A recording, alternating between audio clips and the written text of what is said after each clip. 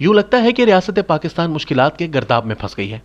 ایک جانب داخلی سطح پر احتجاجوں کا موسم لوٹ آیا ہے، ہر جماعت مہنگائی کو لے کر سڑکوں پر آنے کے لیے لنگوٹ کس رہی ہے۔ پی ڈی ایم جماعتیں آج سے سڑکوں پر ہیں، پیپلز پارٹی بھی احتجاجی موڈ میں ہے اور جماعت اسلامی نے بھی اگلے ہفتے سے احتجاجوں کا اعلان کر دیا ہے۔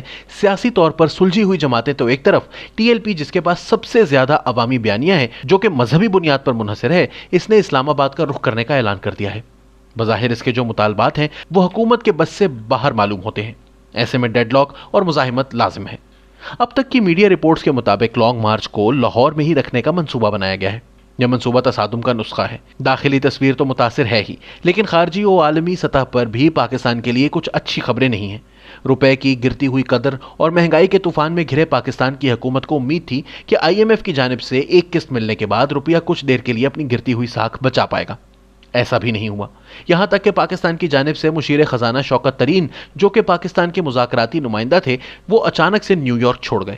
خبر کے مطابق وزیر اعظم کے مشیر برائے خزانہ اور ریونیو شوکت ترین بین الاقوامی مالیاتی فنڈ یعنی آئی ایم ایف کے ساتھ مذاکرات ختم کیے بغیر واشنگٹن سے روانہ ہو گئے۔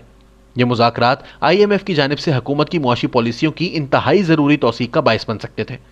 اخباری رپورٹ کے مطابق مالیاتی ادارے کے ساتھ 6 ارب ڈالر کی قرض کی سہولت کی بحالی کے لیے مذاکرات کو آگے بڑھانے کے لیے سیکرٹری خزانہ واشنگٹن میں ہی موجود تھے۔ بدھ کی شام تک پاکستانی وفد کو مثبت نتیجے آنے کی امید تھی اور اس نے میڈیا کے ساتھ اچھی خبر شیئر کرنے کے لیے جمعرات کی صبح نیوز بریفنگ شیڈول کی تھی۔ تاہم اسی رات وفد نے میڈیا کو بریفنگ منسوخ ہونے کا پیغام بھیج دیا۔ جمعرات کو شوکت ترین نیو یارک سے بین الاقوامی پرواز پکڑنے کے لیے خاموشی سے واشنگٹن سے بذریعہ ٹرین روانہ ہو گئے۔ وہ ممکنہ طور پر وزیر اعظم کے دورہ سعودی عرب میں ان کے ہمراہ ہوں گے، جو رواں ہفتے کے آخر میں ہونے کا امکان ہے۔ اس دوران ہونے والی دونوں ملاقاتوں کے دونوں فریقین نے امید ظاہر کی کہ مذاکرات کا جلد مثبت نتیجہ نکلے گا، لیکن ایسا نہیں ہوا۔ تاہم پاکستانی حکام کا ابھی بھی اصرار ہے کہ یہ کہنا غلط ہوگا کہ مذاکرات ناکام ہو گئے۔ بہرحال وہ اگر ناکام نہیں تو بھی پاکستان کو فوری طور پر ڈالر ملنے کی امید نہیں ہے، جس کے لحاظ سے یہ سمجھنا آسان ہے کہ روپے کی قدر مزید گرے گی۔ روپے کی قدر مزید گرے گی تو مہنگائی کا مزید طوفان آئے گا۔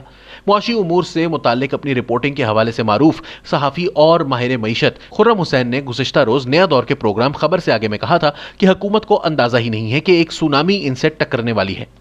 انہوں نے کہا کہ ایک عام آدمی کے ساتھ دسمبر، جنوری، فروری میں وہ کچھ ہونے والا ہے کہ جس کی کوئی مثال نہیں ملے گی۔ ایک جانب یہ صورتحال ہے تو دوسری طرف پاکستان فیٹف کے شکنجے سے نکل نہیں پایا۔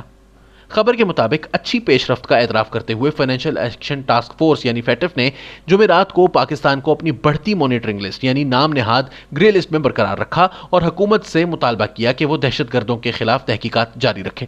اس حوالے سے گزشتہ روز نیا دور کے پروگرام خبر سے آگے میں بات کرتے ہوئے سینئر صحافی عامر غوری نے کہا تھا کہ ہم صحافیوں پر دباؤ ہے کہ وہ ہم اس نقطے کی بات نہ کریں جو کہ فیٹف کی جانب سے پاکستان کو کرنے کے لیے کہا جا رہا ہے۔ اس نقطے میں صرف اور صرف دہشت گردوں کو سزائیں دینے کی بات ہے، جس بارے میں ریاست پاکستان ابہام کا شکار ہے۔ ایسے میں جب خارجی اور داخلی سطح پر بری ہی بری خبریں ہیں، حکومت کو جادو ٹونے کے اشارے کنایوں کے استعمال کرنے والی آسما شیرازی کی کردار کشی کی مصروفیت حاصل ہے، جبکہ ریاستی ادارے افغان مستقبل کے حوالے سے پریشان ہیں اور حکومت کی جانب سے اہم ترین ریاستی ادارے کی سربراہی کا نوٹیفیکیشن دبا پڑا ہے۔ کیا ایسے ریاستیں کامیاب ہوتی ہیں؟ اس سوال کا جواب تو شاید سب کو ہی معلوم ہے۔